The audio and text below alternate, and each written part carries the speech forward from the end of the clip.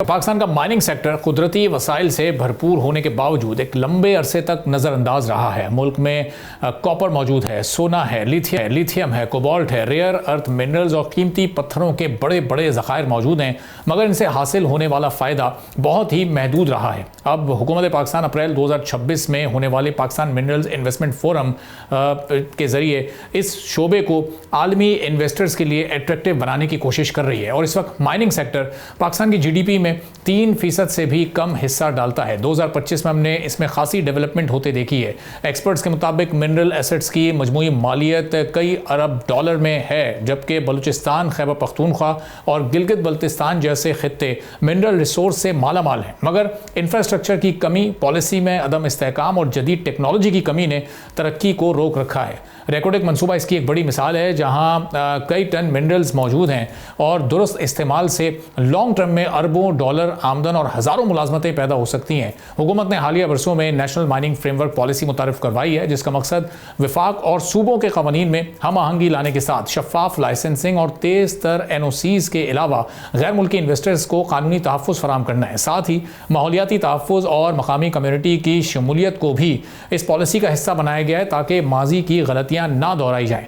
James के लिए फिर अलग पॉलिसी बनाई गई है, जिसके तहत आलमी मेयार की लेबॉर्ट्रीज़ के साथ सर्टिफिकेशन सिस्टम और सेंटर ऑफ एक्सीलेंसी कायम किए जा रहे हैं। इसका हदफ 5 साल में 1 अरब डॉलर की एक्सपोर्ट्स तक पहुंचना है। अब लोकल माइनर्स और नौजवानों को जदीद महारतें सिखाने के साथ बेहतर मार्केट तक रसाई और आलमी मंडियों से जोड़ने पर भी इस वक्त जोर दिया जा रहा है। दुनिया भर में ग्रीन एनर्जी के साथ इलेक्ट्रिक व्हीकल्स और हाईटेक इंडस्ट्रीज़ की वजह से लिथियम और रेयर अर्थ मिनरल्स की मांग बहुत तेज़ी के साथ बढ़ रही है और इसी लिहाज से पाकिस्तान ने खुद को एक मुमकिना इलाकाई मरकज़ के तौर पर पेश किया है।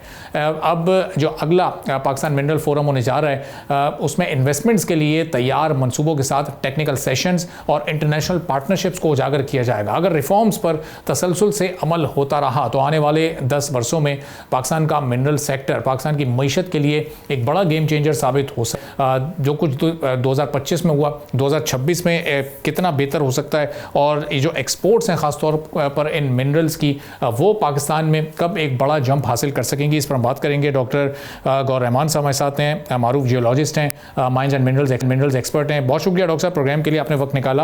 अब अप्रैल 2026 में जो ये बड़ा इवेंट एक होने जा रहा है, इससे हम क्या एक्सपेक्टेशंस रखें? पाकिस्तान की जो माइंस एंड मिनरल की इंडस्ट्री है, ये मजीद कितनी आगे जा सकती है और इससे इन्वेस्टमेंट कितनी आ सकती है पाकिस्तान में? जी बहुत शुक्रिया। बतदरीज हम देख रहे हैं रुझान में इजाफा, मिनरल सेक्टर में पाकिस्तान के लोगों का इंटरेस्ट बढ़ता हुआ। यही मिनरल इन्वेस्टमेंट फोरम 2024 में हुआ, फिर 25 में, अब 26 में होने जा रहा है। और आप 24 के जो इवेंट था उसको 25 से मवाजना से करें तो 2 गुना लोगों का ज़्यादा इंटरेस्ट था। तो हम उम्मीद करते हैं कि 2026 का उससे भी ज़्यादा ओवरवेलमिंग रिस्पांस पाकिस्तान को आएगा। और ये रिस्पांस ऐसा नहीं है कि ये रिस्पांस बगैर कोई फेक एडवर्टीजमेंट है या ये कोई बबल है जो कि कल को बर्स्ट हो जाएगा। ये इसलिए है कि पाकिस्तान और इस इलाके पे रिसर्च हुई है। जो ग्लोबल इन्वेस्टर्स हैं वो समझते हैं, खासकर जो मिनरल सेक्टर का इन्वेस्टर है वो समझता है कि किस किस्म के पहाड़, किस किस्म की जियोलॉजिकल सेटिंग्स आपको चाहिए होती हैं, किस किस्म के मिनरल्स के लिए। तो वो नज़र आता है कि पाकिस्तान में रियल पोटेंशियल मौजूद है। उसमें जो पहले की इनसिक्योरिटीज़ लोगों की थी, एक तो थोड़ा कोई सिक्योरिटी का इशू पाकिस्तान में लग ही रहता था, वो हालात भी काफ़ी अरसे से बेहतर हैं। कुछ हमारे पड़ोस में भी फ़िलहाल कुछ अनरेस्ट नहीं है, वो एक पॉजिटिव नज़र आता है। उसके अलावा जो रेकोडेक का बहुत बड़ा एक मंसूबा था, जो कि एक इंटरनेशनल कोर्ट और लिटिगेशन का शिकार था, उस पर भी बड़े इन्वेस्टर नज़र रखे हुए थे कि पाकिस्तान में चलें, मिनरल्स तो हैं लेकिन क्या उनकी इन्वेस्टमेंट सिक्योर रह सकती है कि नहीं। उसको सेटल होना और उसका फंक्शनल होना और उसका डेवलप होना, वो भी एक इंटरनेशनल इन्वेस्टर के लिए पॉजिटिव न्यूज़ कही है। तो ये सारी चीज़ों को अगर आप मिलाएं तो जो इंटरेस्ट क्रिएट हुआ है मिनरल सेक्टर में वो रियल है और ये पाकिस्तान के मुस्तकबिल में बहुत मजबूत साबित हो सकता है। और डॉक्टर साहब, ये जो पिछले 2 साल रहे उसमें हमने रेकोडेक को बेहतर अंदाज से मार्केट किया, जो उसके आसपास के एरियाज़ थे उसमें हमने कुछ नई डिस्कवरीज़ की हैं, कुछ और बड़े मंसूबे ऐसे हैं जो कि अब इस आने वाले मिनरल फोरम में हम दुनिया के सामने रख सकते हैं? जी बिल्कुल, रैकोदिक के साथ स्यादिक का जो मंसूबा है जिसको एसएमएल और चाइनीज़ कंपनी देख रही है एमसीसी, तो ये एक बहुत बड़ी डिस्कवरी है। ये एक बहुत बड़ा एक डिपॉजिट हमारे पास मौजूद है, रिसोर्स मौजूद है, अभी उसकी रिजर्व एस्टिमेशन हो रही है। तो इसके अलावा हमारी एनर्जीज काम कर रही है इस इलाके में। उनके EL 322 दो एक्सप्लोरेशन लाइसेंसेस हैं, उसके ऊपर भी एक्सप्लोरेशन जारी है इस वक्त, और कुछ मजबूत मिल रही हैं चीज़ें।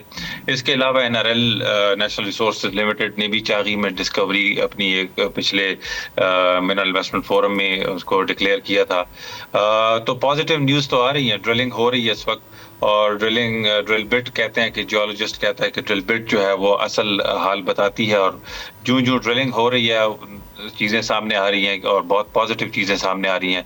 हम देख सकते हैं कि रैकोदिक जैसे, मेरे ख्याल से बहुत एग्जैजरेट न भी किया जाए तो एक 10 मंसूबे मजीद लगने का पूरा पोटेंशियल रैकोदिक जैसे मंसूबों का है चागी बेल्ट में। सब्सक्राइब करें और बेल दबाएं ताकि कोई खबर रह न जाए।